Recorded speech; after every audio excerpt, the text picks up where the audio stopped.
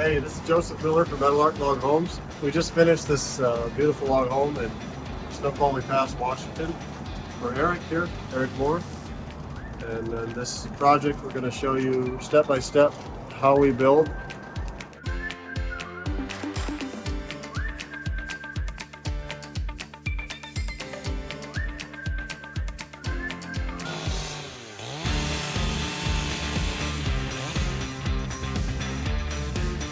So my name is Eric Moore, and we are from the South Hill, Puyallup area. My wife Nicole, and I've got 3 kids, and we have just really enjoyed working with Meadowlark, and we chose Meadowlark to build our log cabin up here at Snoqualmie Pass, and it's been a wonderful experience. They've done a great job, and couldn't be happier. I love working with good people, and that was 100% my experience, here working with you guys, getting to know Joseph and the team. I would say if you have any desires at all to build a log cabin or to purchase one, definitely go with Meadowlark. They do incredible quality work. You'll have no regrets.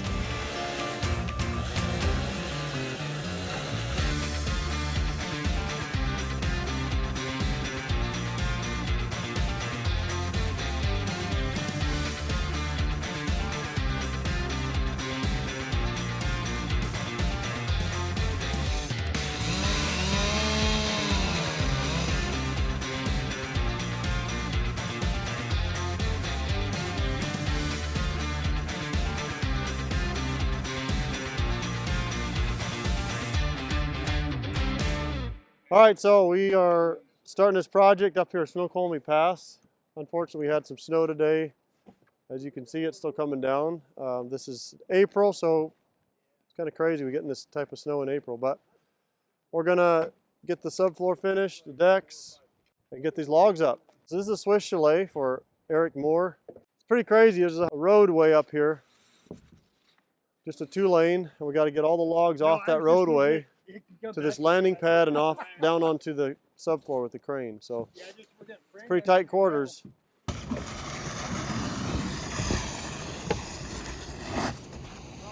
So this is a new roll of ice and water shield, the peel and stick. Pull this tape off, cut through these tape lines right here where it's holding the roll together, and I unroll it upside down. So lay it on its back, unroll it.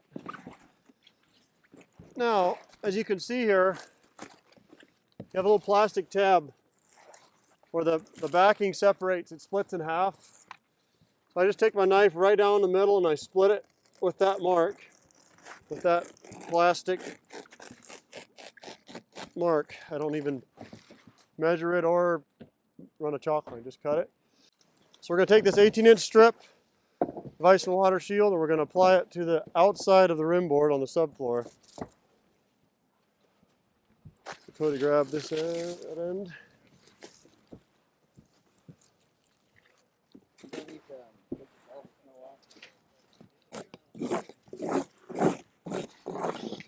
So obviously if there's any debris or snow, we have to scrape it off. And you peel off the backing. In hot weather, this is challenging. You have to make sure to not stick it to itself. You want to leave it upside down and just peel the whole backing off.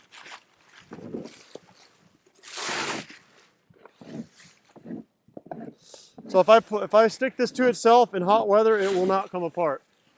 In cold weather, it's not a big deal, so got to be aware of that.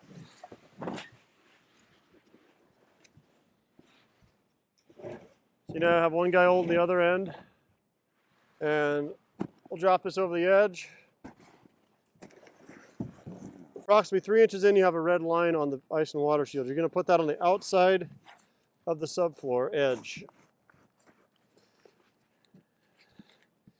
And then you staple a corner. Put a couple staples in this corner. And then you bring it, make sure you keep it straight as you're going. 3 inches in, staple that. Put a staple about every foot. And on the corners, you cut it a little bit in from the edge. Don't go out at the edge or past, just a little bit in. Cut it to the outside edge of the subfloor here. And then pull it chunk of that corner off at about a 45-degree angle and fold it back over itself. And now, with that little red line on the edge of the subfloor, you're ready to go down this direction. Now this doesn't have to be stapled a lot because we're putting metal on it. But you do reach down and put a staple about every 2 feet along the outside of it. And that's it. Okay, so here's our stock item. It's metal flashing, 10'6" long with a 2.5-inch wide flange on top. So we install this on the outside edge of the subfloor over the ice and water shield. Justin, if you know like that.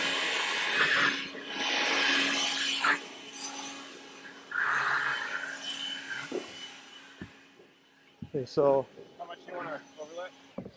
we overlap about 3 inches. Again, with a nail right in the splice that overlaps both pieces. Okay, now before you nail any more, you're going to make sure this corner is good. And we're not off shifted at all, in or out. You don't want to be pulled in too tight. It's just going to do that. If you're out, then you're going to have problems with the logs crunching that metal. So you want to have it really nice and flush and tight. Go ahead and nail that. Put a nail in about every 1.5 feet. Now, we come to the corner. See how I just ran that out past? Oh, we got a little bit of a problem with the ice and water shield here. We need to underlap that, make sure it's tucked underneath there good, inside the metal, and not holding anything up. So now we have your upper point where the subfloor connects. I'm going to make a mark right there. Or this, just use a lead pencil, it'll work just fine. Put a 45 on it. Then you reach down and you see where the outside point of the subfloor is at the bottom of the metal and mark that point. So we're going to make 2 cuts. Very simple. Cut along this corner mark up top. Then I'm just going to estimate how far back to go here as another 45. You can mark it if you want to, but it's not that important. Just that you come out right at the point on your pencil mark. That's what's important. And then I'm going to reach down, make a little snip at the hem down here, cut the pencil line just up to the crease, not further. You bend that metal around.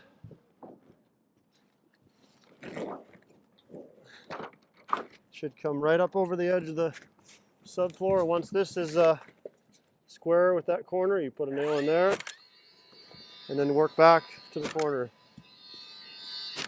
Now, I like to have a little bit of overlap on the corner so you can nail that and it tucks both in really nicely.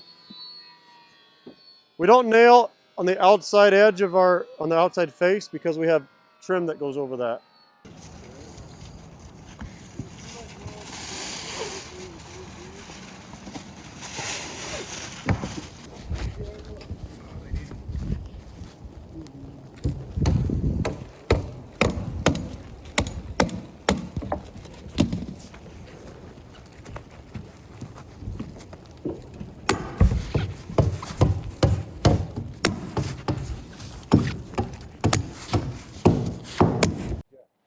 He's going to pull that off. Hey guys, be super careful. Matthew, everybody, this is really danger zone. We have snow, slippery conditions, and there's plywood over this hole. So we're going to put 2x12s on it the other direction to stabilize it better, and then put a piece of plywood over that because we actually need to use this plywood for something else. So we're putting on deck ledger. Ledger board goes against the house. So this is a 16-foot 2x10. Our standard decks are all 2x10 ledger and rim. We have a 5-foot deck passing out that direction on the side of the house. We're framing up the back of the house right now. So 5 foot is right here. We have to subtract a single rim board out there because we have a double rim, and you'll see later in another video, or the double rim actually has a space in it, and this thing locks into inside of the double rim so that it's joined and fastened from a couple different angles. So what I'm going to do right now is I'm going to measure 60 inches minus 1.5 inches. Because we're butting up against deck rim on the long side of the porch already, so we have to subtract that 1.5 inches. So 60 minus 1.5 inches is 58.5, and you take away 1/8 of an inch. When you sandwich multiple framing pieces together, you have to subtract because it grows on you. So 1/8 inch less is 58 3/8. Now we're going to put on this ledger. Subfloor.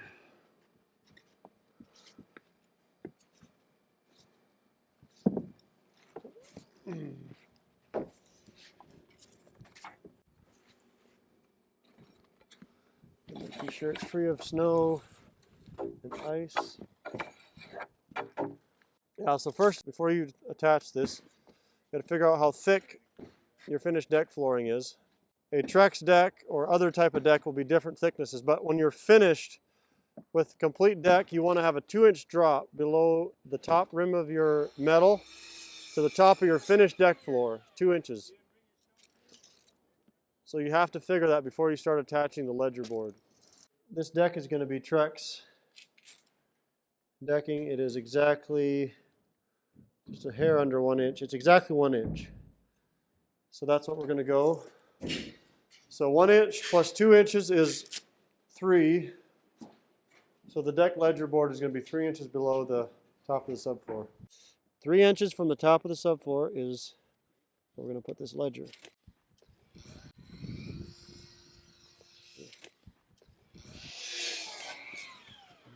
This is going to be Trex deck, so we are not commenting on that. We're just going to put it on for him.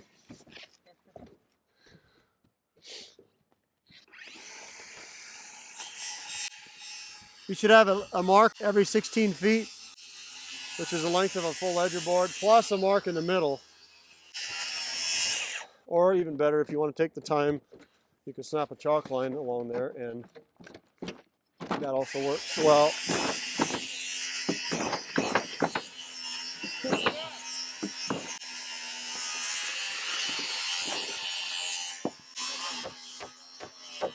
And now we're going to bring this ledger in place.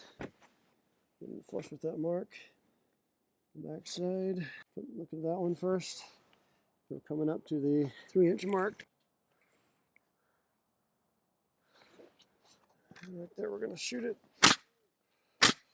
Now I just tack it with galvanized 16-penny nails. We'll go through and screw it down with ledger lock screws then to tighten it.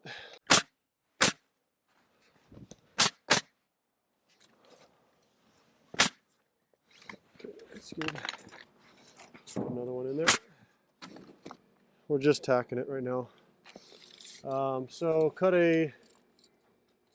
this piece. Finish 9 1/16, 9 1/8.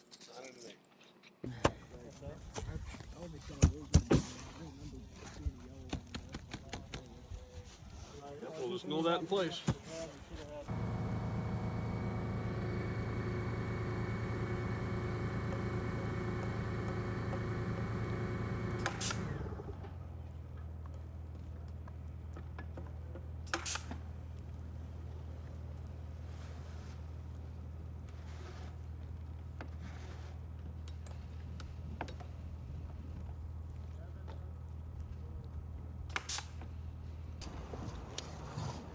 So our Trex decking is 5 inches wide, and so that the outside of the deck will stick over. We're going to go 1/2 inch past the trim. So our trim right there is the outside of the deck joist, the deck rim. Our trim is at 2.5 inches out, and 1/2 inch past that is 3 inches out. So right there is the outside of the Trex decking we're going to put on this deck. So I come into 5 inches. That is where the outside rim board of the deck is going to center on right there. So that's the center of the first joist. All right. So these are 1.5 inch deck joists. So we're going a 3/4 inch to my right. And I'm going to make a mark there. And again, this is the center mark. The first mark is the center, and this 3/4 inch to the right is the edge. The X is on my left. So that's the center of the first joist. We're going to put a joist in there, and then we mark 16 inches from that point to the next one. 16 inches, and so on, all the way down. You always put the X on the leading edge of your mark. So whatever direction you're marking, that's the side that the X goes on. So I mark it to my left, so the X is on the left side of my mark. After you've marked the tops, you take a speed square, look it on top, and do your side mark. You don't need an X on that, you just make a mark. Oh. When he's done with that, wait till he's done. I gotta get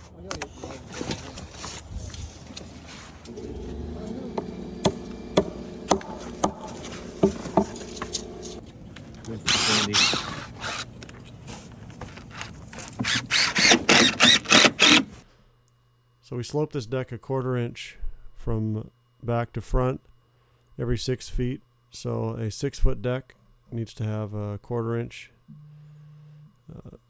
drop in the front.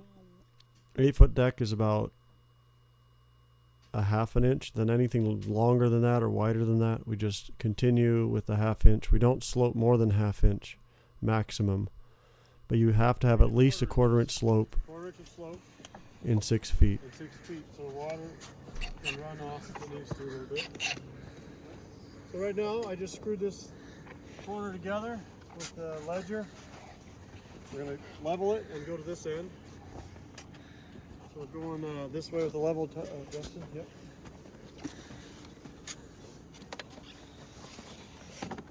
Butt me up against the house over there. If I'm measuring, finish the ledger board, the rim board here. It's the 16 foot.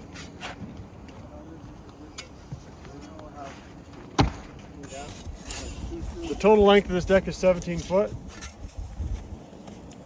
The deck rim board here is 16 foot 7/8 inch. So we're going to need a chunk to fill that in at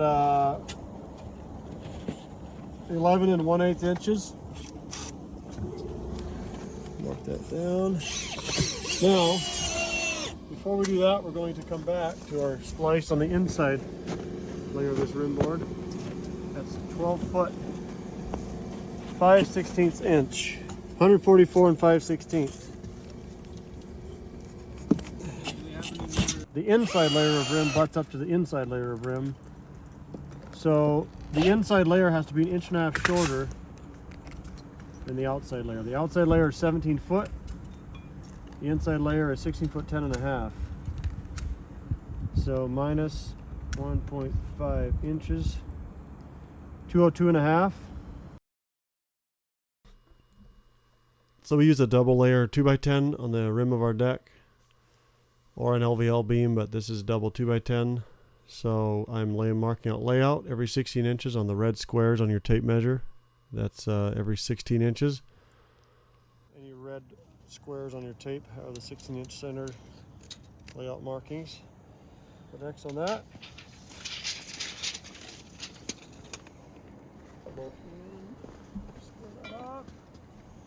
So you get your joists all marked and squared off. So I grab the first joist. And then you grab a joist and install it at the end of the deck, right at the corner, so that will pull the rim board in place. So the joists are all pre-cut to length, so that will tell your rim board right where to go. You lock them in about every 6 feet along the deck to start with. Then the guys can come back and fill in every 16 inches, every joist every 16 inches.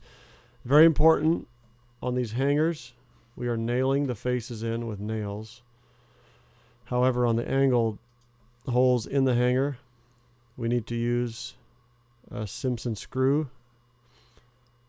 They are 0.4 inch diameter. They're very small screws, but they are 2.5 inches long, and they pull these hangers tight into the rim board.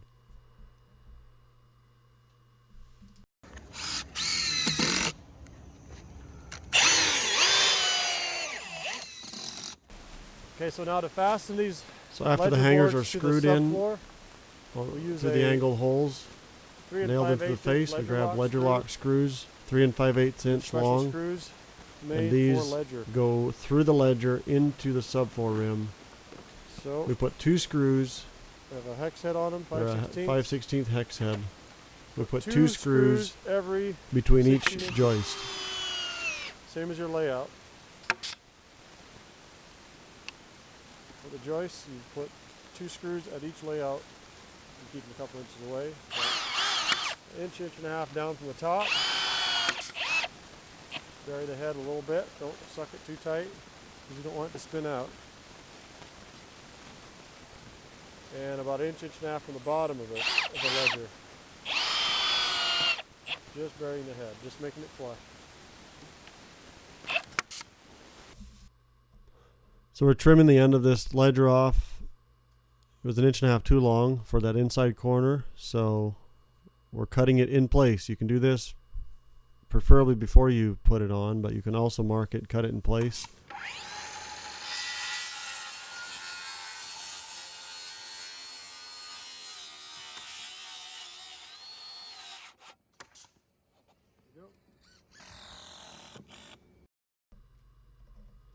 So I'm using 3-inch screws to pull this deck rim together in a couple places. Then you need to take 3 or 3 1/4 inch galvanized 16 penny nails and nail it tightly together at every foot. 3 to 4 nails per foot on this double deck rim. For the most part, we're going to be using a 11 7/8 inch LVL beam outside for deck rim, or then a double 2x10 like is shown here. So inside deck ledger is cut off 1.5 inches shorter to accommodate the inside ledger on the other side. So we're not only butting up corner to corner, we are notching it in so it has a better fastening, better hold for that corner. I'm Jalen with Meadowlark Log Homes, and today we're going to be starting a series on assembling a log cabin. We're going to go over the log wall assembly, the roof structure, windows and door install, railing, staining, chinking, interior frame walls, as well as finishing details, trimming, things like that.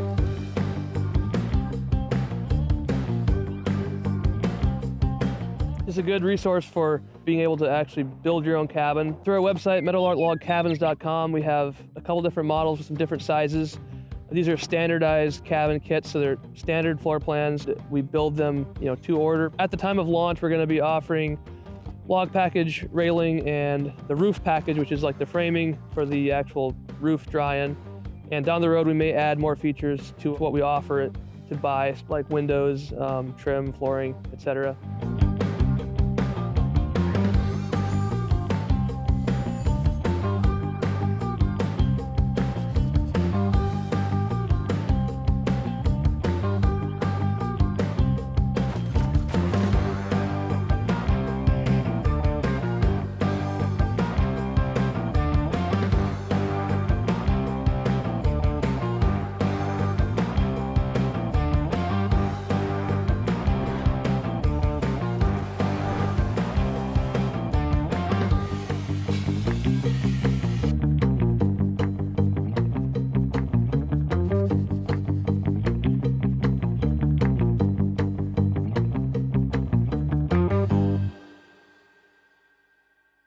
So out here we have a 10-foot deck going out this direction in front of the house. So I'm going to write on this piece of cardboard here. 10 foot that's always subfloor to outside of the rim board, outside of the treated wood. Anything trim or decking that hangs over that is extra.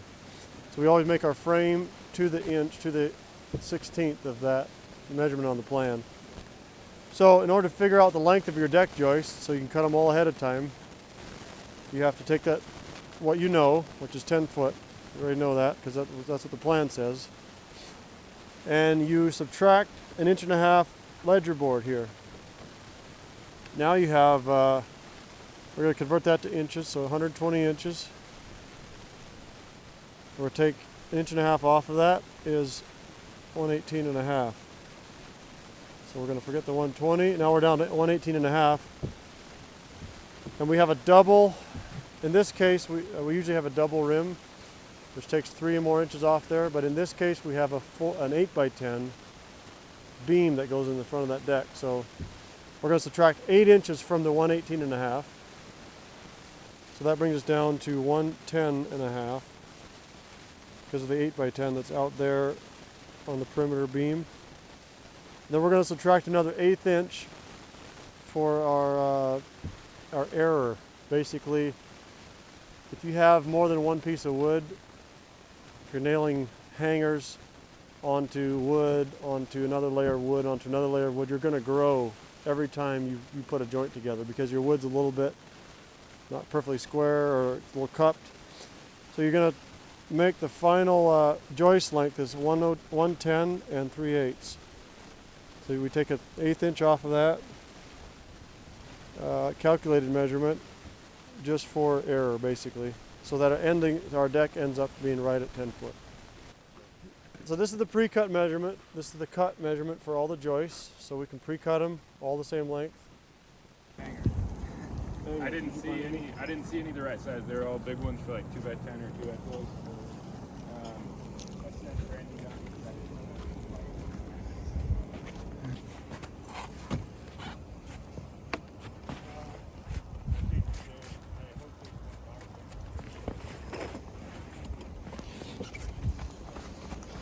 Pleasure.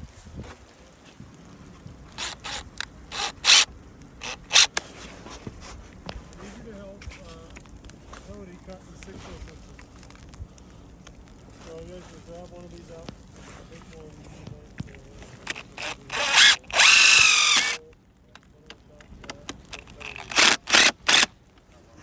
Cut it through.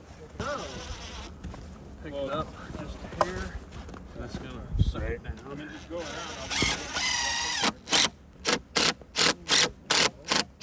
You're not gonna hurt it. Shows I think it's spun out.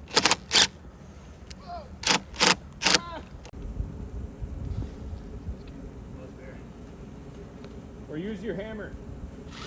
Matthew. Put your hammer claw under it and see if you can pry it up. Awesome. Thanks.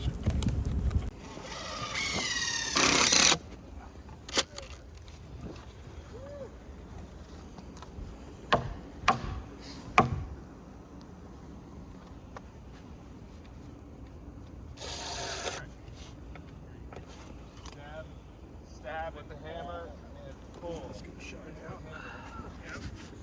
Yeah.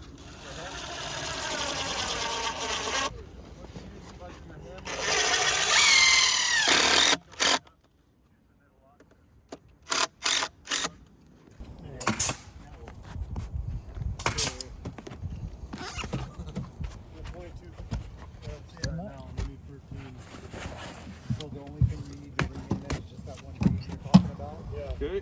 Well, we do need, I didn't figure on the right side. Here, so we need two. We'll move right there if you are.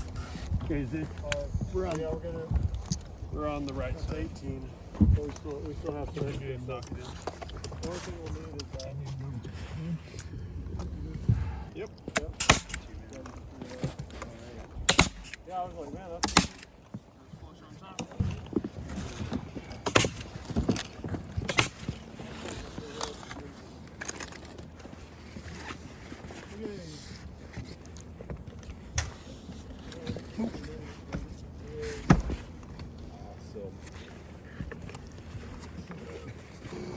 We're just laying out joists every 16 inches. Ready for. So we're going to extend this rim board out now on this long side. We use 16-foot material, and we overlap the splices at least 4 feet. So we don't want any splices closer together than 4 feet. But that double rim to go all the way out that direction. We're extending this deck rim out every 16. So putting a temporary post in 16-foot here, screwing it into the double rim. So we're leveling we want out that level from on the foundation.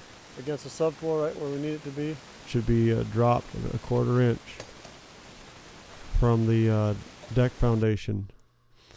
So we'll put a temporary screw in here so it holds up this double rim.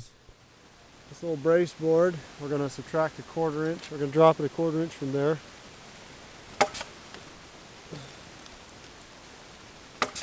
So we have a 1/4 inch slope.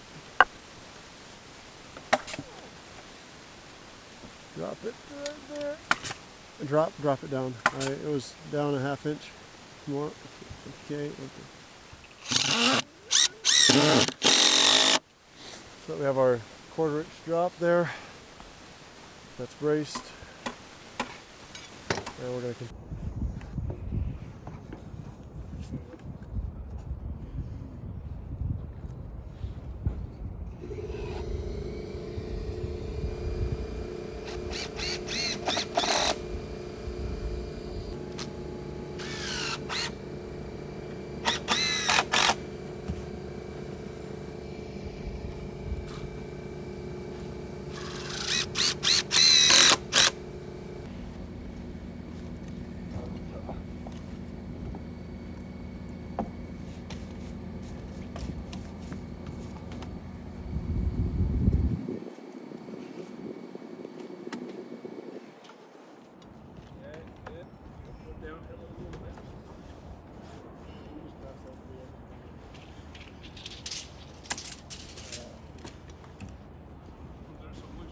wall in the back of the right wall as you walk in, all the way over.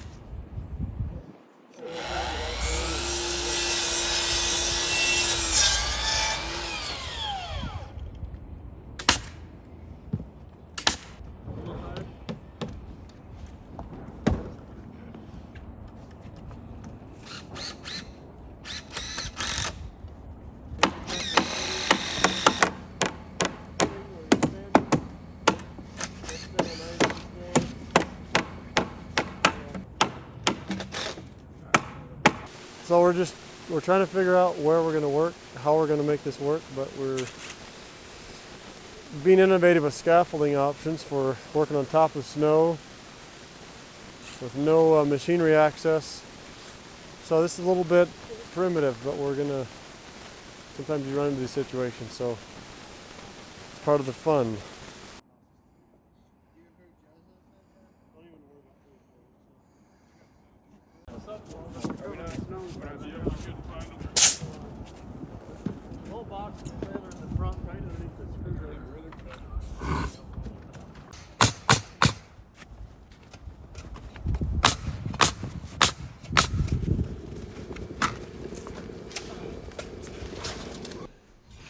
I'm grabbing more scaffolding boards since we have to work around these 5-foot deep snow pits. So we're getting 2x6s, 6x6s, anything we can use to build up a walkway here so we can get the rest of this deck rim on. Pretty crazy.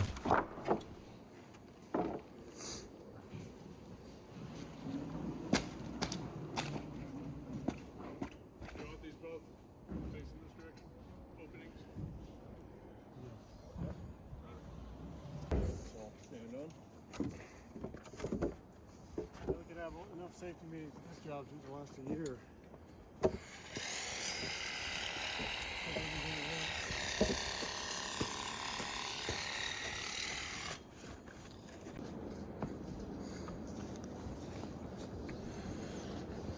It's pretty crazy. We're working to build up this snow pile here so we can walk on it.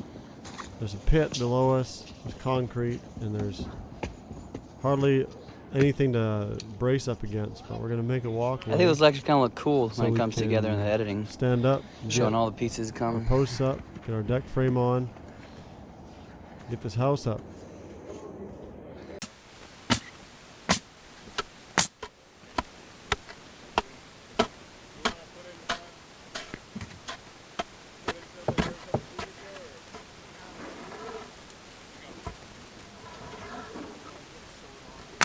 I got nails. Tyler, we're doing legend lock screws. We don't need to. I don't want more holes in the metal than necessary. Like 6 nails per board is enough. Because that's why we have the ice and water shield behind it, so it seals up all those holes. We don't have water drainage going through there.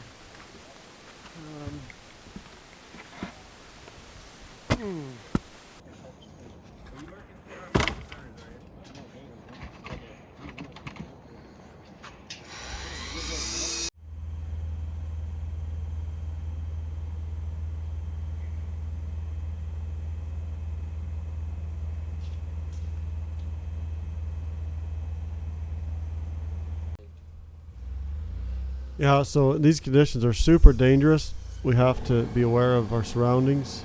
This is just a very unstable ground situation. So basically, don't build in this area of the U.S. in the wintertime.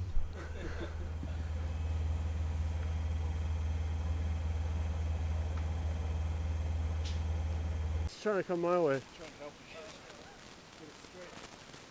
Okay, up 3 inches. Twisting back with it or something. Straighten that stick out as much as you can, Put that Justin. stick down farther down. Like, yeah. And Oh. go a little higher. Some reason it's just twist. Yeah. Okay. Okay, raise it up a little Hey, this. Oh, you're done now. You got it nailed.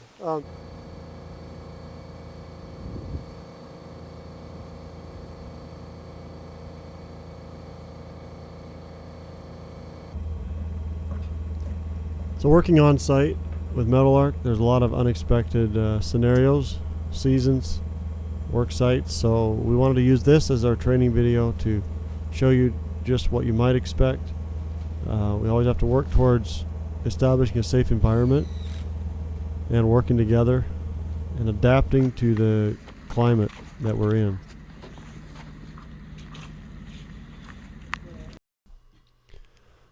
So we're assessing at the end of the day here to cover everything up, getting the tools back in the trailer. It's been a miserable day, but the guys did great. We're working through these conditions. Getting ready for another day tomorrow. So I'm just looking at everything, making sure we're ready to go.